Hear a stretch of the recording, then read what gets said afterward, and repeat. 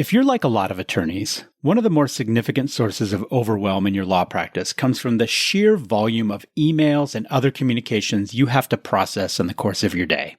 In today's episode, I'm sharing my recommendations for a communications design policy for creating better, more effective communications that will ultimately reduce the administrative overhead of dealing with email or Slack or Teams or other related tools. And be sure to listen all the way through to the end because I'm giving you a downloadable template for creating your own communication policy, and it's pre-filled with the recommendations from this episode. Ready to become a more agile attorney? Let's go. Welcome to the Agile Attorney Podcast, powered by Agile Attorney Consulting. I'm John Grant, and I've spent the last decade helping lawyers and legal teams harness the tools of modern entrepreneurship to build practices that are profitable, scalable, and sustainable for themselves and their communities. Each episode, I offer principles, practices, and other ideas to help legal professionals of all kinds be more agile in your legal practice. Hello, welcome back to the Agile Attorney Podcast, or welcome if this is your first time. So in today's episode, I'm going to try to tie together some elements from my last episode with Alex Devendra talking about design and intentional design in your legal practice, and also the set of episodes that I did before that, which had to do with quality standards and policies as ways of improving things in your law firm. And specifically today, I want to talk about how to design a better communication policy for your law firm in the form of an email policy or maybe a broader communications policy. Now, I will admit, right, the number of podcasts, articles, LinkedIn stories, whatever, that have to do with writing better email could probably wrap around the globe a couple of hundred times if you stack them end to end. It is a hot topic, and yet it's one that continues to plague people, and maybe that's why it's such an evergreen topic, because it's an evergreen problem. Email and communication in general is overwhelming in modern society, and it's probably overwhelming, at least in parts of your law practice. So I'm going to give you some of my tips and tricks that have been useful for me and also things that have worked with a lot of my clients in terms of getting a better handle on email communication specifically. And the place I want to start is with the notion that the goal of communication design, from my standpoint, is to design more effective communication, which often leads to less overall communication. We want to actually reduce the volume of email that is coming through your systems by having better emails. Now, I'm mostly going to be talking about email, but a lot of what I'm going to say here can apply to Slack, Teams, whatever other real-time messaging you might be using within your team. And I'm going to say I'm not a huge fan of some of those tools. I know people really like them, and I understand why, but I also think that even more than email, Slack and Teams have the ability to create a lot of distraction.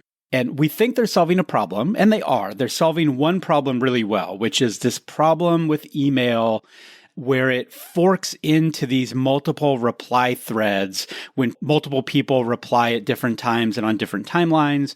And it becomes this really big challenge to follow the thread or find the thread in a complex email chain. And Slack and Teams solve for that by creating a sort of single threaded message. But in doing that, they can exacerbate the interruptive nature of emails unless you're really good about using Do Not Disturb or sort of other tools like that.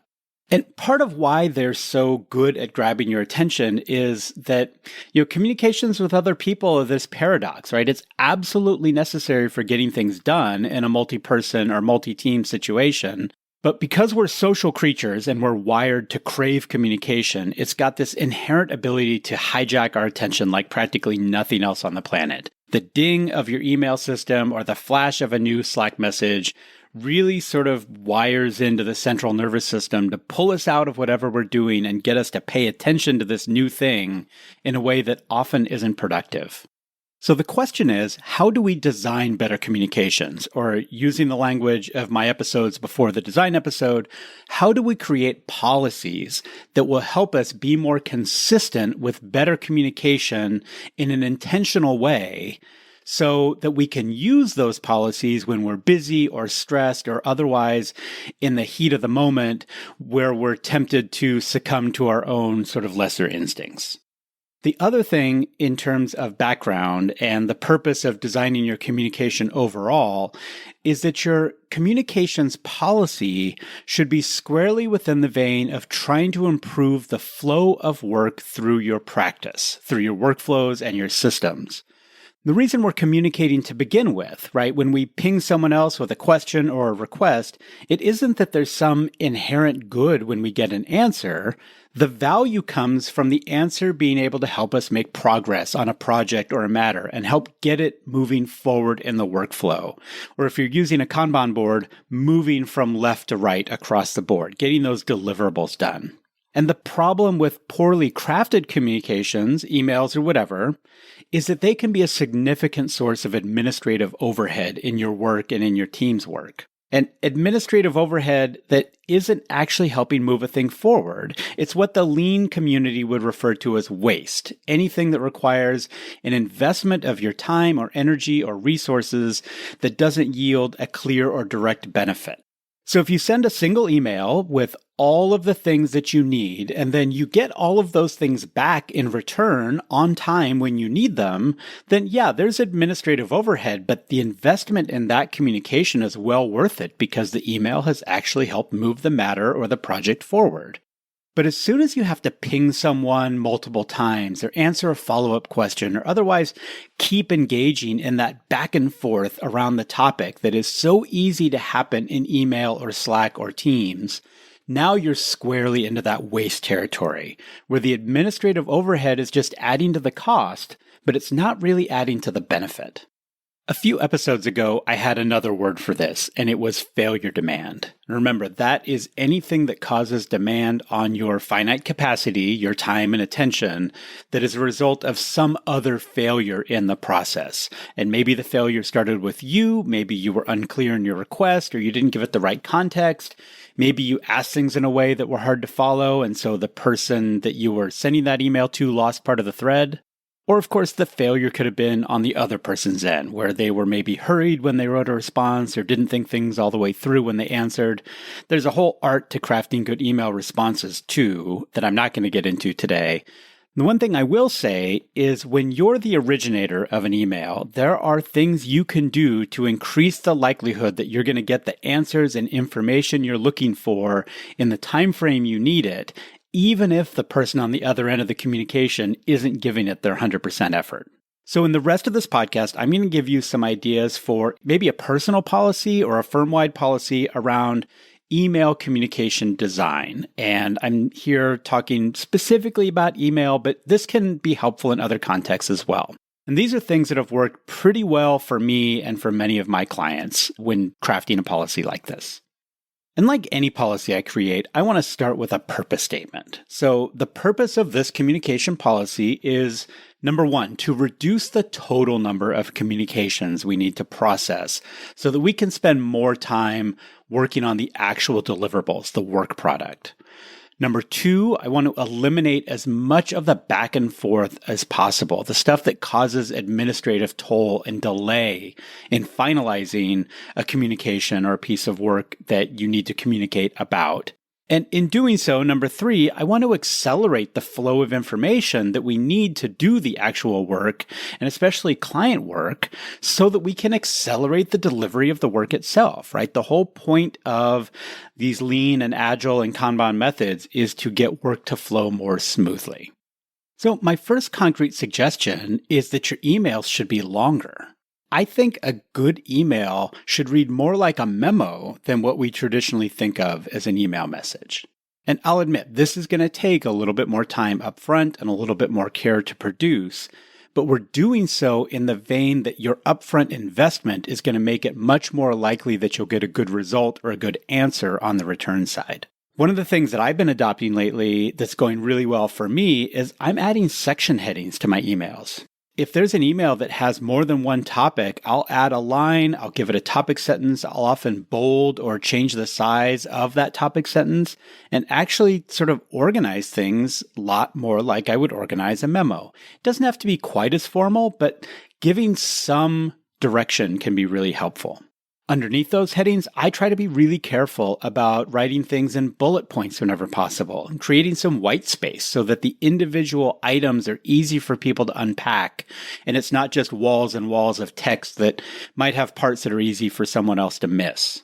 Once I finish drafting an email, I usually try to go back and use a technique called the BLUF, the BLUF, which is a military acronym for bottom line up front. It's the executive summary, the header, here are the things I'm about to talk about part. And oftentimes I will put a clear question at the end of that BLUF, right? I want something that says, as a result of this email, I need these 3 things from you, or I'd like an answer to this specific question.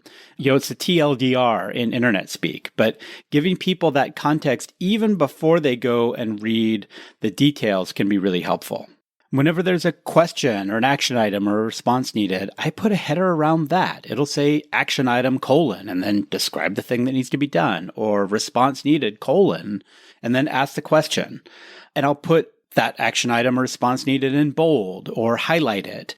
I'm really trying to give sort of a visual roadmap so that if someone is going to invest only a little bit of energy into this thing, I want to make sure that it's really easy for their eyes to catch the important parts so that I can get back the things that I really need in order to move something forward. And I'm going to acknowledge again, it takes a lot more work to do this up front than to just shoot your thoughts out into the ether. But I've experienced this in my own practice and my clients and others that have felt this way as well. It's that ounce of prevention that results in the pound of cure.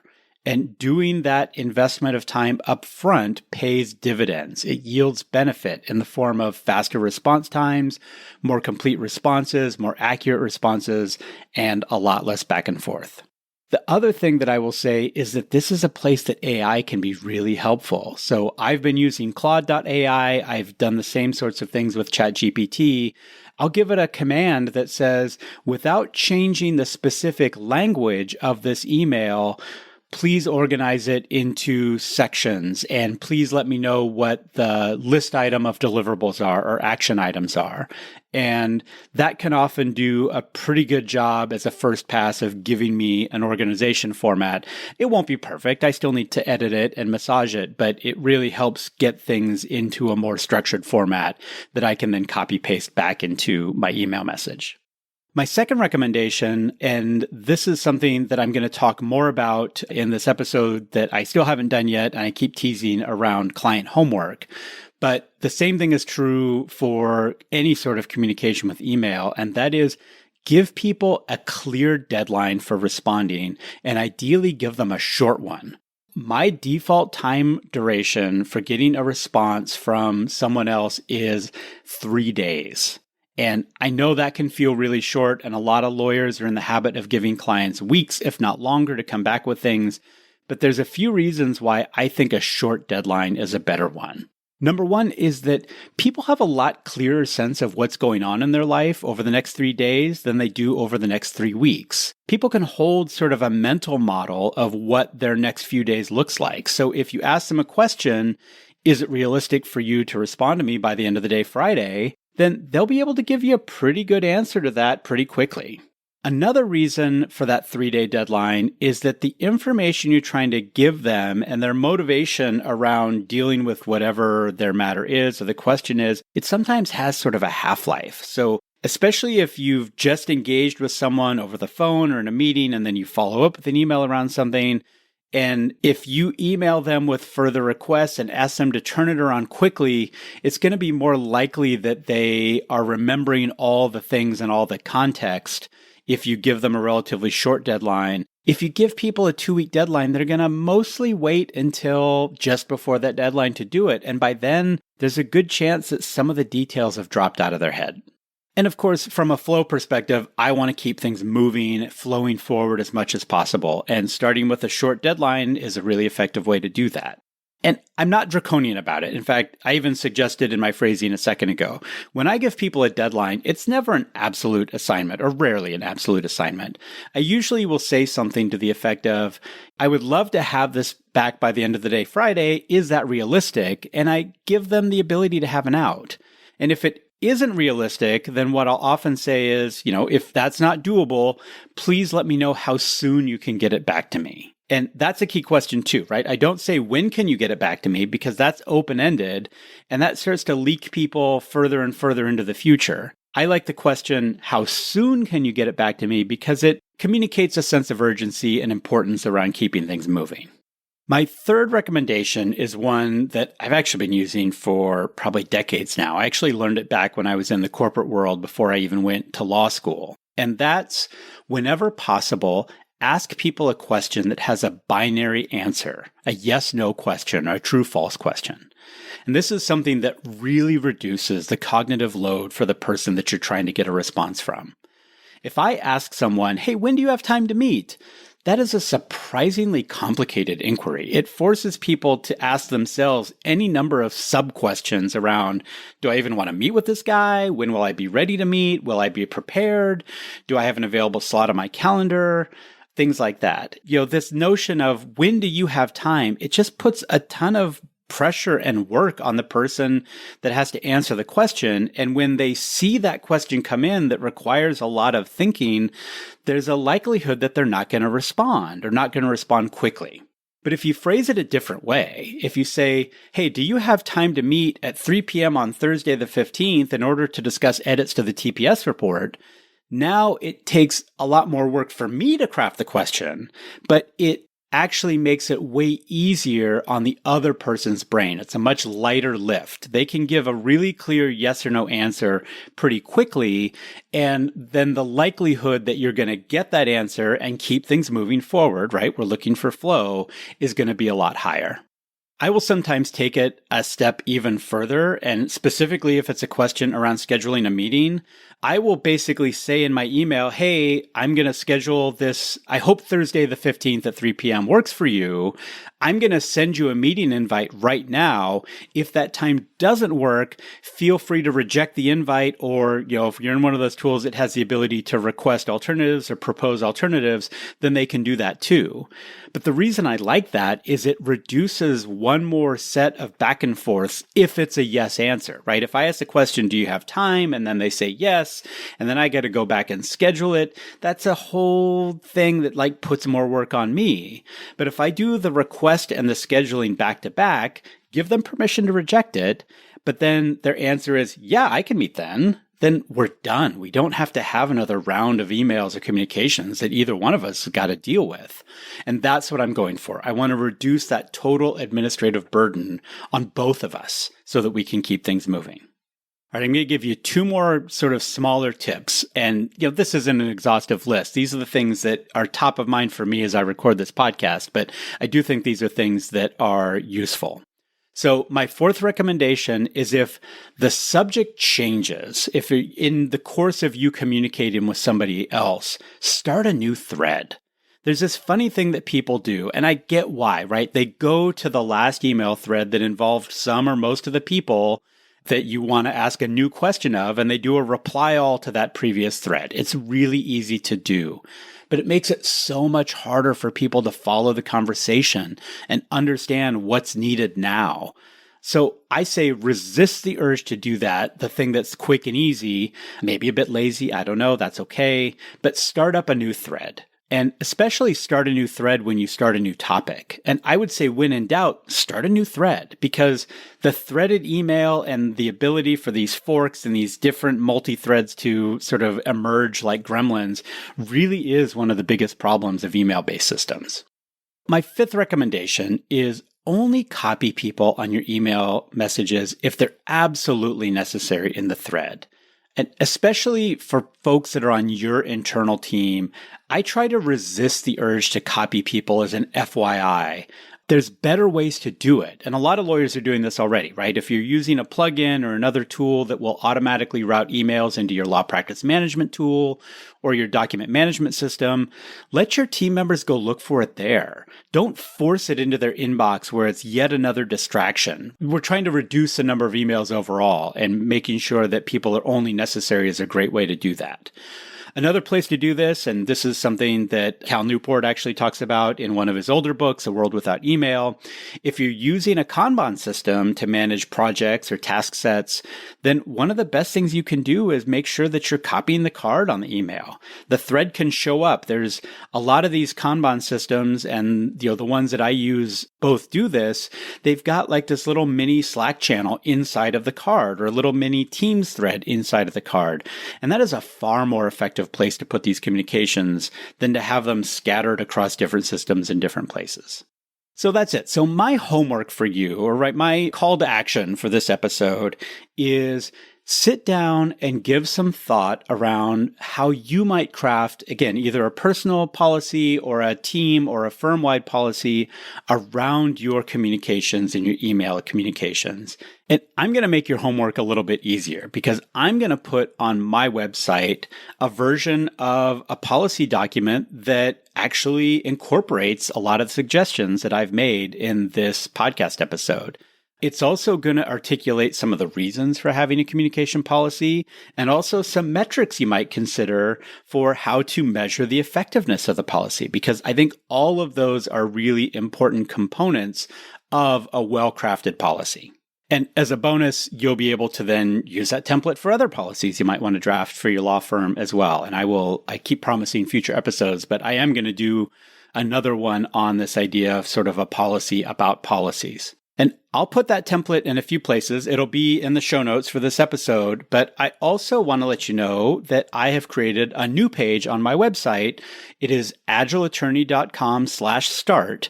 And that's where I'm trying to build out sort of a clearinghouse for a lot of my more popular recommendations and tools. So you can go to that page. You can see all of the various resources that I've put out into the world and get information about how you can get access to them and use them. And almost all of them are free, or at least partly free. There are some software recommendations and other things that obviously you eventually have to pay for. So hopefully you'll do that and find it useful. Take some time and think about these things. Maybe there's some of the suggestions I've made. Maybe it's some other stuff that you already do, but you haven't documented, right? One of those unspoken policies I talked about a few episodes ago. Maybe it's suggestions that other people have made, but you just haven't quite formally incorporated them into your workflow. The key is think about how you can create a policy that is going to help you protect yourself and create the conditions for your team to be more successful, for your quality output to become higher, and ultimately for your work to flow more smoothly in your practice. Thanks for listening, and I will see you next time. Thanks for listening to the Agile Attorney Podcast. I'm your host, John Grant. If you found today's episode interesting or useful, please share it with someone who you think would benefit from a more agile approach to their legal practice. If you have any questions, feedback, or maybe a topic you'd like to hear me cover, you can reach me at john.grant@agileattorney.com. To help other attorneys and legal professionals discover this podcast, it helps a lot if you could rate or review me on Apple Podcasts or Spotify. And of course, be sure to subscribe in your favorite podcast app. This podcast gets production support from the fantastic team at Digital Freedom Productions, and our theme song is the instrumental version of Hello by Lunara. That's it for today's episode. Thank you for listening, and see you next time.